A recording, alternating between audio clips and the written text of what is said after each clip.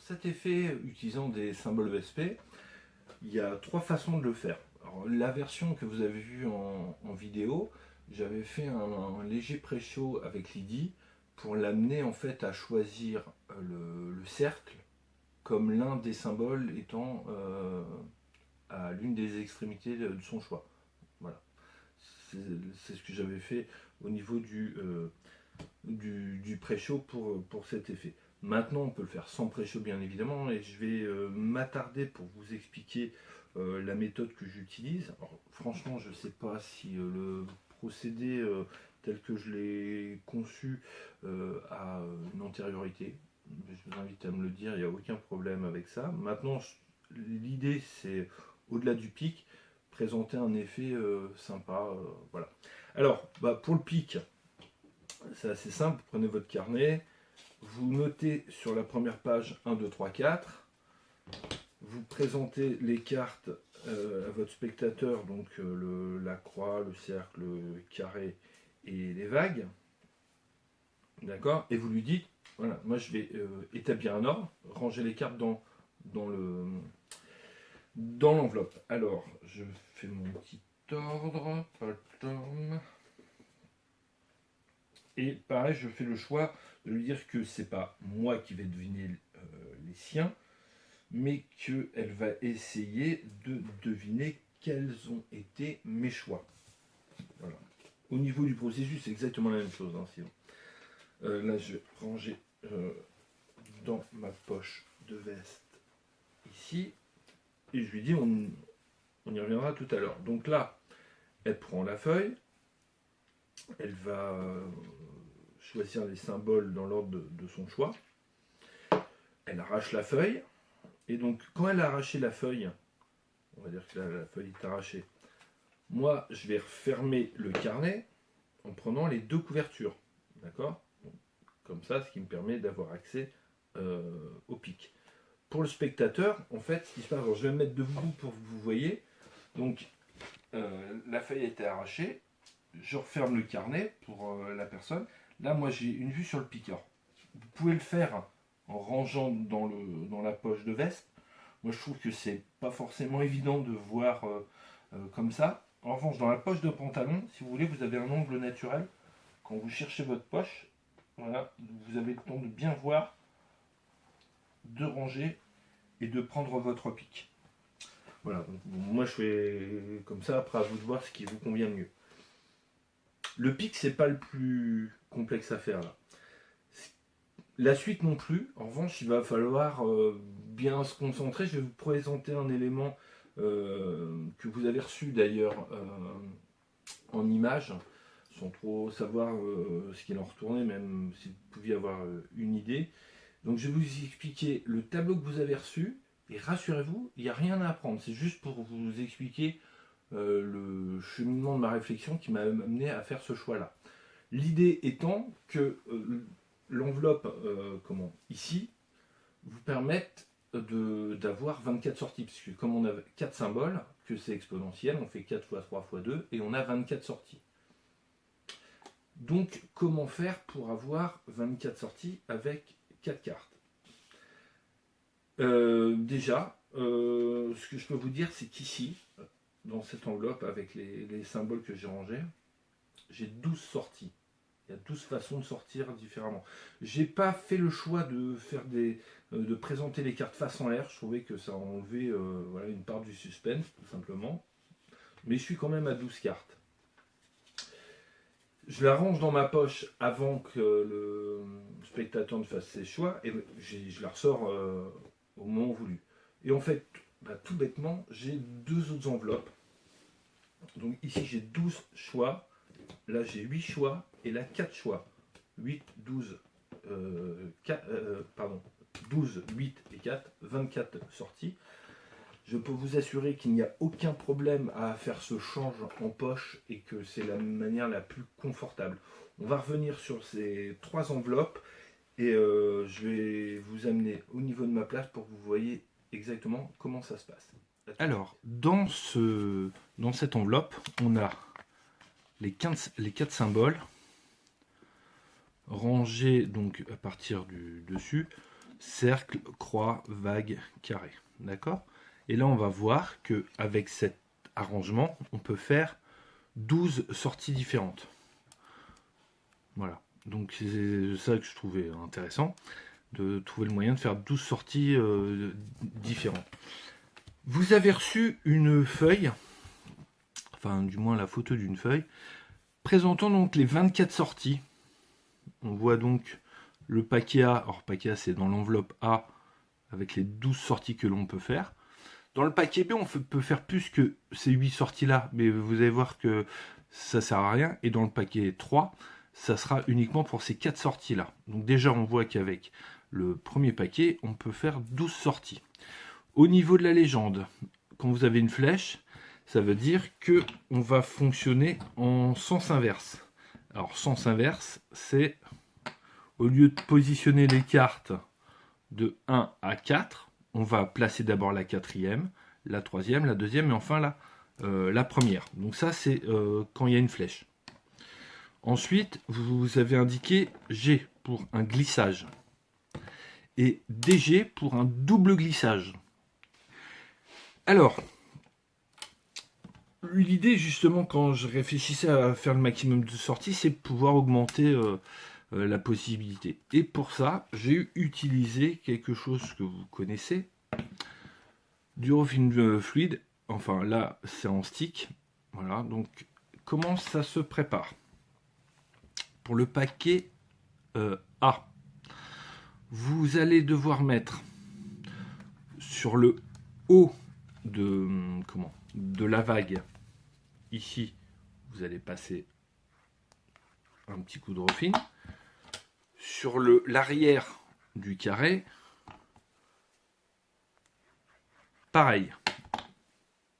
D'accord? Du coup, ce qui se passe, c'est que avec l'adhérence, attendez, parce qu'en fait là je faisais semblant de le mettre, mais moi c'est de ce côté-là que ça se passe. Vous voyez, donc là on a deux cartes qui viennent. Donc si on veut faire un glissage simple, donc pour le glissage, pareil, il y a différentes façons de procéder, mais globalement on tient nos cartes comme ça, et grâce à l'annulaire et l'auriculaire, on va faire glisser la carte d'en dessous pour non pas prendre celle du dessous, mais celle qui est après. Donc là, par exemple, si je fais un glissage ici, mon doigt ne va pas prendre le carré, mais celle d'après, à savoir les vagues. Si je veux faire un double glissage, alors, j'ai pas réussi à faire exactement le même mouvement parce que c'est vrai que c'est un peu aléatoire du fait qu'il n'y a pas une rigidité peut-être suffisante sur les cartes.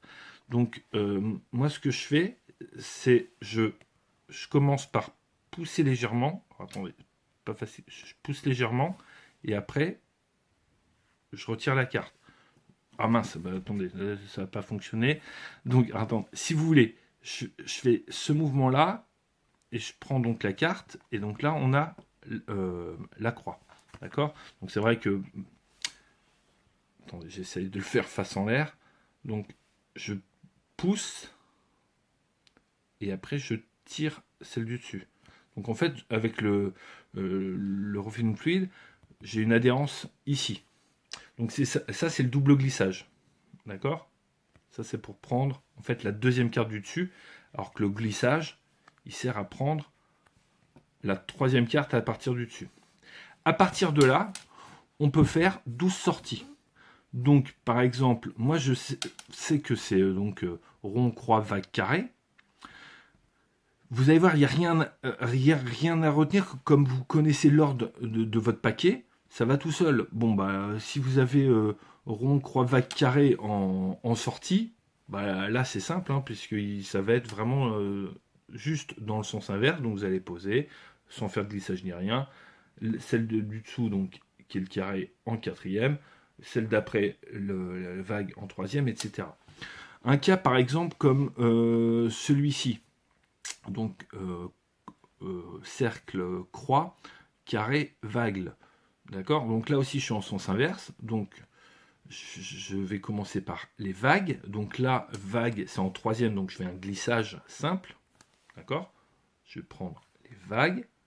Ensuite, je vais prendre celle du dessous, le carré. après la deuxième et la première. Et j'aurai donc de 1 à 4, rond, croix, carré, vague.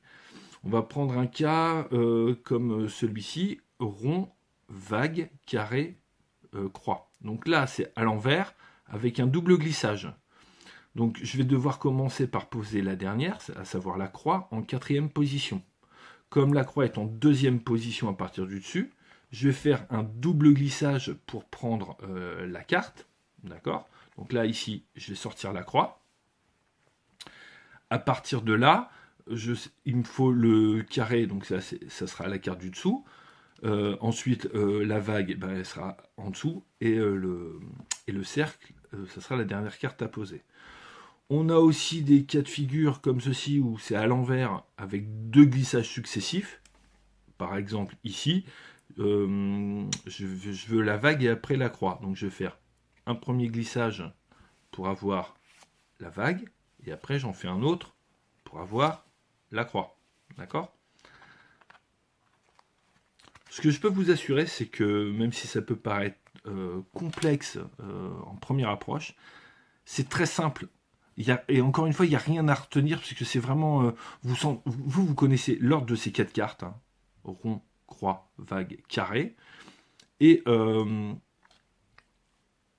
par rapport à ce que la personne a noté que vous avez piqué, donc en plus, comme vous avez fait le pic, vous avez le temps de savoir quelle gestuelle vous allez aborder, mais en fait, ça sera toujours la même. Je face en bas et on retire les cartes comme ça. Soit on les dépose de 4 à 1, soit de 1 à 4. D'accord? Donc, de toute façon, si vous regardez dans chaque paquet, la moitié est en inversé et la moitié inférieure est dans le sens normal. Donc, rien qu'avec ce paquet-là, on va faire 12 sorties. Donc, vous avez une chance sur 2 que ce soit le paquet qui a été présenté au début, avec lequel faire les 12 sorties. Maintenant, moi, je préfère le mettre en poche et sortir le bon. Donc, en fait, quelle question je me dis pour savoir quel paquet je dois sortir? En fait, c'est simple. Si on regarde dans le paquet A, le cercle, il est au début ou à la fin. Donc, si le spectateur a un choix avec le cercle au début ou à la fin, je sors le paquet A. Obligatoirement. Maintenant, si quand vous piquez l'information du spectateur, il n'y a pas de cercle au début ou à la fin, mais en revanche, au début ou à la fin, il y a une croix. Là, vous sortez le paquet B. Encore une fois, c'est pas parce que vous voyez une croix au début ou à la fin qu'il faut sortir le paquet B. C'est seulement parce que, regardez, dans un cas comme... attendez que je repère... Non, je l'ai pas mis. Si vous voulez, il pourrait y avoir une sortie avec la croix au début et le cercle à la fin, vous voyez. Mais là, c'est pas présent parce que ce cas-là, si vous voulez, il est ici, dans le paquet A. Donc le paquet B, on le prend seulement quand il n'y a pas de croix, de cercle au début ou à la fin, mais qu'il y a une croix en première position ou en dernière position. D'accord ? Et donc là, ça vous fait 8 nouvelles sorties. Pour le paquet C, s'il n'y a ni le cercle, ni la croix au début ou à la fin, c'est-à-dire vous allez avoir soit la vague, soit le carré, vous sortez le paquet C. Voilà. J'espère que tout cela va vous sembler clair lorsque vous allez pratiquer. Maintenant, je vais vous montrer comment préparer les 3 paquets. Voici nos 3 paquets. Donc là, on a le paquet A ou 1, le paquet 2, le paquet 3. Le paquet A, on l'a vu tout à l'heure, c'est celui qui est dans le sens cercle, croix, vague, carré. D'accord ? Avec du roofing fluide entre le carré et la vague.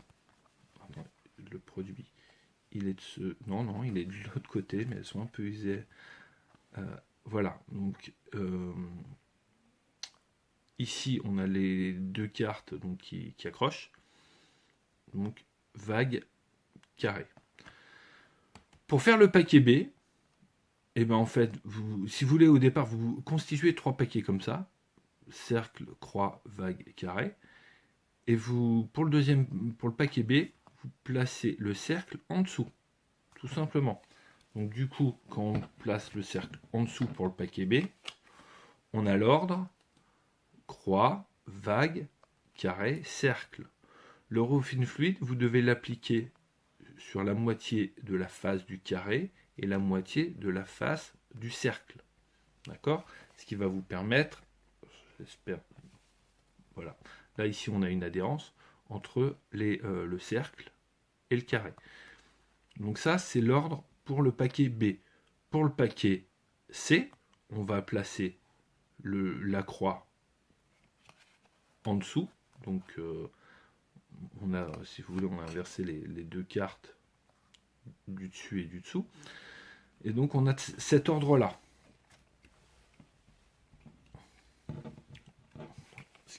Donc on a donc vague, carré, cercle, croix, avec du roofing fluide sur la moitié de la face du cercle et la moitié du dos de la croix.